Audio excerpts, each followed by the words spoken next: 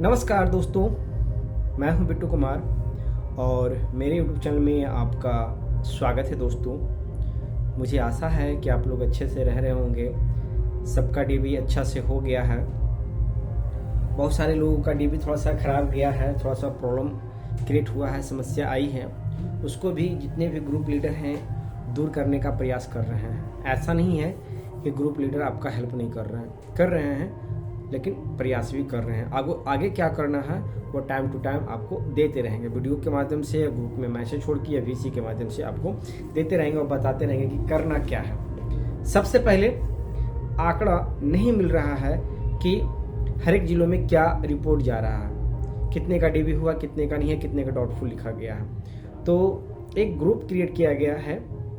जितने भी शिक्षक अभ्यर्थी हैं जिनका भी जो कारण से डाउटफुल लिखा गया है वो नीचे ग्रुप लिंक दिया हुआ, उस ग्रुप में जुड़ जाइए। क्योंकि जो ग्रुप लीडर हैं, जो लीड कर रहे हैं, आगे को सचिवालय को देख रहे हैं, उनके पास इन्फॉर्मेशन सही से नहीं पहुंच पा रहा है, रिपोर्ट उनके पास नहीं जा रहा है कि कितने लड़कों की संख्या डाउटफुल में है। तो ग्रुप में वही लोग जुड़िए जो कैंडिडेट हैं और जिनका डाउटफुल है। क्योंकि होता क्या है कि ग्रुप आप लोग पति पत्नी भाई बहन जुड़ के ग्रुप ऑलरेडी फुल कर दिए हैं, तो बहुत सारे कैंडिडेट उस ग्रुप में नहीं जुड़ पा रहे हैं। और नहीं जुड़ने का कारण ये होता है कि उनको पास इन्फॉर्मेशन नहीं मिल पाता। यही रीजन है। हो क्या रहा है, डॉक्यूमेंट से रिलेटेड, डीबी से रिलेटेड, हर एक कागजात से रिलेटेड, कैसे फाइल पे लिखना है, कैसे क्या करना है, कौन सा डॉक्यूमेंट ले जाना है, कौन सा कुट ले जाना है, लिफाफे वाला ले जाना है या चिमकली वाला ले जाना है, कितना फाइल तैयार करना है, हर एक वीडियो में बताया गया है आपको, हर एक चीज़ में समझाया गया है। फिर भी आप उस दिन कितना बड़ा गलती किए कि आपको डाउटफुल लिख दिया गया। अगर मान लिया जाए कि 100 कैंडिडेट का डाउटफुल लिखा गया है, अगर 100 कैंडिडेट से 50 और कैंडिडेट तैयारी के साथ गए होते तो ये डाउटफुल नहीं लिखा हुआ होता। कम से कम 50 लोगों का डाउटफुल आता और वो अगले डीबी में क्लियर कर लेते। तो ये संख्या बढ़ी।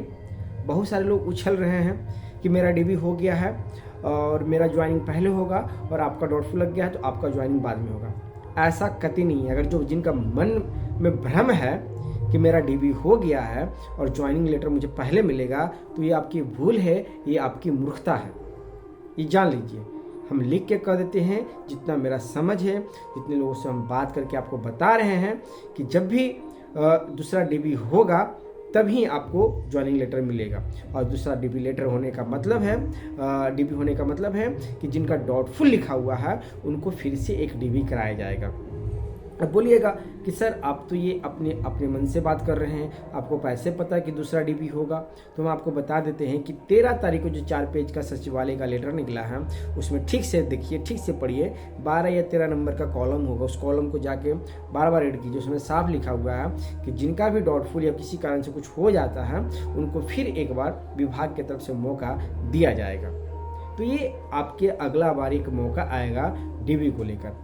कुछ दिन के बाद एक लेटर जारी होगा और आपको बताया जाएगा कहाँ बुलाता है। ये विभाग पे डिपेंड, ये हम नहीं बताएंगे कि जिला में बुलाता है या पटना बुलाता है। अगर आपके जिला में बुलाता है तो आपके लिए बेनिफिट होगा, जहाँ आपने डीबी कराया फिर आपको वहाँ बुलाएगा। या अगर पटना बुलाता है तो सारे कैंडिडेटों को पटना जाना होगा। तो ये भूल मत कर लीजिए और उनको डराइए नहीं कि मेरा हो गया है तो मेरा ज्वाइनिंग पहले होगा। क्योंकि आप उनको कुछ बताते हैं, मेरे पास फोन आता है कि सर वो सर ऐसे बोले, वो ऐसे बोले, मुझे क्या होगा, मेरा ज्वाइनिंग नहीं होगा, मेरा सिलेक्शन नहीं होगा। तो फिर हमको उनको समझाना पड़ता कि ऐसा कुछ बात नहीं है, आपका ज्वाइनिंग भी होगा, आपका सिलेक्शन भी होगा और कुछ प्रॉब्लम भी नहीं होगा। बस एक एक्स्ट्रा डीबी में आपको जाना होगा। तो वो डर रहे हैं, रो रहे हैं। आपके समझाने से वो लोग डरते हैं, रोते हैं। उनको और हौसला बढ़ाना चाहिए और हौसला तोड़ रहे हैं। अब करना क्या, जैसे ही सेकेंड डीबी आता है और जो डॉक्यूमेंट हमें आपको प्रॉब्लम है वो डॉक्यूमेंट आप रेडी कर लीजिए। ऐसे लेटर जारी होगा उसके बाद भी हम वीडियो बना के आपको अप टू डेट देते रहेंगे। लेकिन अभी जो करना क्या है वो देख लीजिए कि सब आपका फोन करेक्ट पाया गया है। जो रिसीविंग आपको मिला है उस रिसीविंग आपको फोन करेक्ट बता रहा है, तो सब डॉक्यूमेंट ओके है। जिस डॉक्यूमेंट पे आपको प्रॉब्लम क्रिएट हुआ है उस डॉक्यूमेंट को आप रेडी कर लीजिए। मान लीजिए कि किसी का एनसीएल अपलोड था या जो भी लोड था वो छूट गया और उसके जगह दूसरा डॉक्यूमेंट अपलोड हो गया, उसके लिए डाउटफुल लिख दिया है, तो सरकार एक मौका देगा कि आप बाकायदा वो कैंडिडेट हैं या बाकायदा वो रियल में हैं तो आपको बेनिफिट मिलेगा। अगर आप उससे नहीं रिलेटेड हैं, जैसे बहुत सारा का डाउटफुल लिखा हुआ है एरोस की डिग्री और उसमें बीएड का डिग्री आप डाल दिए, तो वो तो छटेंगे ही, उनका सिलेक्शन नहीं होगा। अगर गलत तरीके से कोई डॉक्यूमेंट अपलोड किए हैं और वहाँ पे आप साबित नहीं कर पा रहे हैं, तो उस स्थिति में आप वहाँ से छट जाइएगा, आपको विभाग वहाँ पे ज्वाइनिंग लेटर नहीं देगा, सिलेक्शन आपका नहीं होगा। लेकिन जो रियल कैंडिडेट हैं, जिनको लग रहा है कि देखिए डॉक्यूमेंट वही होता है ना कि हम वहाँ रियल सत्यापित करते हैं कि हम बाकायदा ये कैंडिडेट हैं, और उस चीज़ को आप वहाँ पे सत्यापित कर पाते हैं जब अगला डेट आपको रखा जाएगा। अगर सरकार समझ जाती है, आप उनको शिक्षा विभाग को समझाने में माहिर हो जाते हैं, पता चल जाता है कि आपका कोई जायज नहीं है, तो आपको ज्वाइनिंग लेटर मिलने से कोई दिक्कत नहीं होगा, स्कूल जाने में कोई दिक्कत नहीं होगा, आपको आगे का स्टेप बाय स्टेप काम बढ़ता चला जाएगा। तो ये डरने की बात नहीं है। बहुत सारे लोग अभ्यर्थी डरे हुए हैं कि सर मेरा डाउटफुल लिख दिया, मेरा नौकरी नहीं होगा। नहीं, ये आपका डाउटफुल लिखा हुआ है, नौकरी नहीं गया है, डाउटफुल लिखा गया है और बताया गया है कि इस डॉक्यूमेंट में आपका डाउटफुल है। अगला बार जो डीबी होगा उसमें आप पूरे तैयारी के साथ जाइएगा।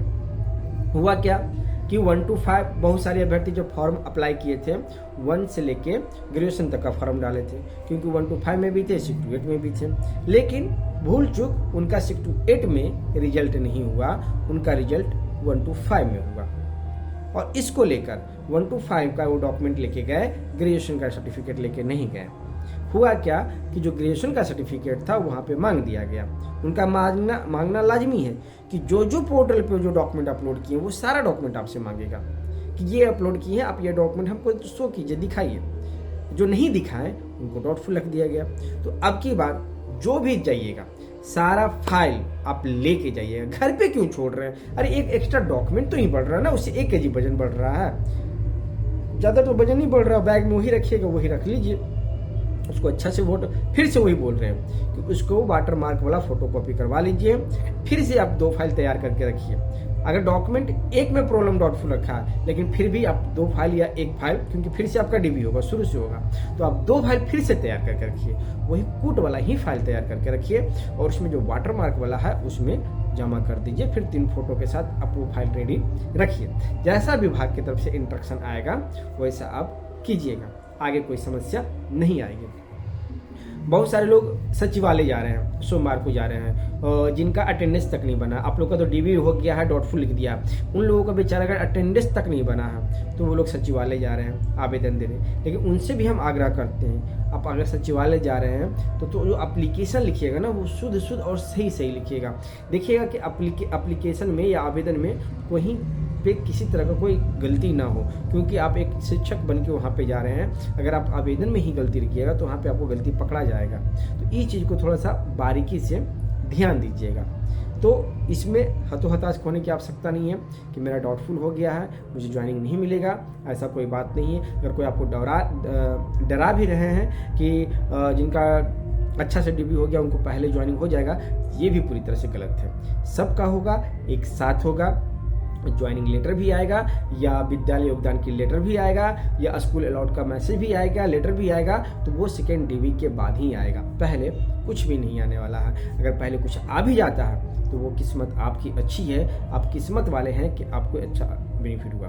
क्योंकि देखिए ड्यू डेट में अगर ज्वाइनिंग करवाता है सरकार तो वो उसको बहुत तरह का लेटर बनाना पड़ता है, बहुत तरह का एरियर बनाना पड़ता है, फिर आप सीनियर जूनियर का खेल होने लगता है। तो सरकार नहीं चाहता है कि हम सीनियर और जूनियर में बांटें। कल को आप कहिएगा कि हम सीनियर हैं, ऐसे हैं, तो एक ही कैंडिडेट को एक साथ ही ज्वाइन कराने का प्रयास किया जाता है। ये मेरी समझ है, और जितने टीचर स्कूल में हैं उनसे बात करके राय मशवरा लेके हम कुछ वीडियो आपको बनाते हैं और समझाते हैं और बताते हैं।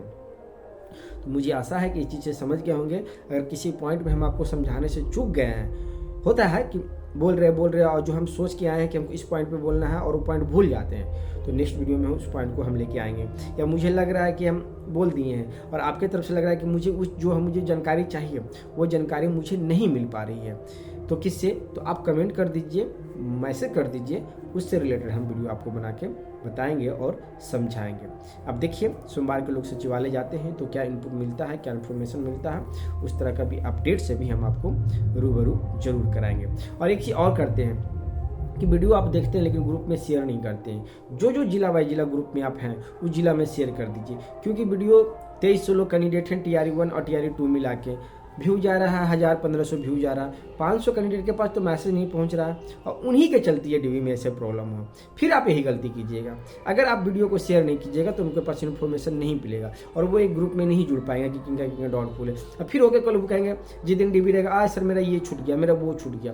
तो तैयारी आपको भी करना है। अगर आपका प्रोसेस पूरा हो गया है तो उनको हेल्प भी करना, उनको इन्फॉर्मेशन दीजिए कि ऐसे ऐसे बताया जा रहा है, ऐसे ऐसे गाइड किया जा रहा है, जो भी ग्रुप एडमिन के द्वारा, ग्रुप लीडर के द्वारा, उनको तक ये मैसेज आपको पहुंचाने का फर्ज बनता है। अब वो देखना ना देखना उनकी गलती है, लेकिन उनके पास ये ग्रुप में मैसेज छोड़ दीजिए, उनके पास ग्रुप में ये वीडियो पहुंचा दीजिए लिंक शेयर करके, ताकि उनको ही आराम होगा। अगर कोई ग्रुप लीडर आपको हेल्प कर रहा है तो अपने लिए नहीं कर रहा। हाँ, अगर हम आपको हेल्प कर रहे हैं तो अपने लिए नहीं कर रहे हैं। दीपक सर आपके लिए हेल्प कर रहे हैं तो अपने लिए नहीं कर रहे हैं। और भी जितने ग्रुप के मेंबर हैं वो हेल्प कर रहे हैं तो वो अपने लिए नहीं कर रहे हैं। उनको भी क्या मतलब, दीपक सर को या किसी को रिव्यू हो गया हम भी आराम से बैठेंगे? नहीं, वो जानते हैं कि अगर हम आगे बढ़े हैं तो हम आपको आगे लेके बढ़ेंगे, तब भी मेरा काम होगा, अन्यथा मेरा काम नहीं होगा। तो वो अगर कुछ पीडीएफ शेयर कर रहे हैं तो वो आपके फायदे के लिए शेयर कर रहे हैं, अगर कुछ बता रहे हैं तो वो आपके फायदे के लिए बता रहे हैं। ना समझते हैं तो गलती सब पे पड़ती है। इसलिए सब एक दूसरे को कोऑपरेट कीजिए, तभी इसमें भला है, अन्यथा नहीं भला है। तो फिर मिलते हैं एक नेक्स्ट वीडियो में। धन्यवाद दोस्तों।